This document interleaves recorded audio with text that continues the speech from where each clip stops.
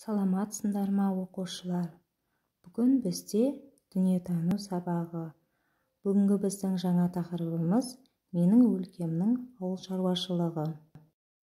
Бүгін сендер ауыл шаруашылығының салалары туралы білетін боласыңдар және өз өлкеңнің ауыл шаруашылығын сипаттауды үйренесіңдер. Адам не себепті өмір сүре алмайды? Себебін түсіндір.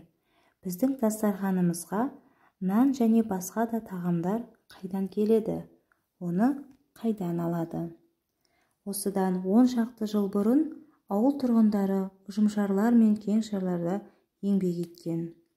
Ондай ұжымдық шаруашылықтарда адамдар көкөністер өсіріп, бірлесіп мал баққан. Жер телімдері мен техника құралдарын ұжымшарға немесе кеңшарға қарасты болған. Астықтың бір бөлігі мемлекетке өткізілген. Қазір ауылда жеке қожалықтар, фермалар пайда болды. Ферманың қожайыны фермер деп аталады. Оның қарамағында жер телімі, техникасы, малдары бар. Қандай шаруашылығымен немесе дақыл өсірумен айналысатын фермердің өзі шешеді. Ол жиналған өнімнің көп бөлігін сатады да, қалған бөлігін өзіне қалдырады. Бұл фермердің шаруашылығын өркендетуге бағытталған жоспарлы ісінің бірі. Балалар, суретте не көріп тұрмыз? Сызбаға қара. Ауыл шаруашылық қандай салаларға бөлінетінін айт. Әр саланың мамандары немен айналысатынын анықта. Балалар, ауыл шаруашылық екіге бөлінеді.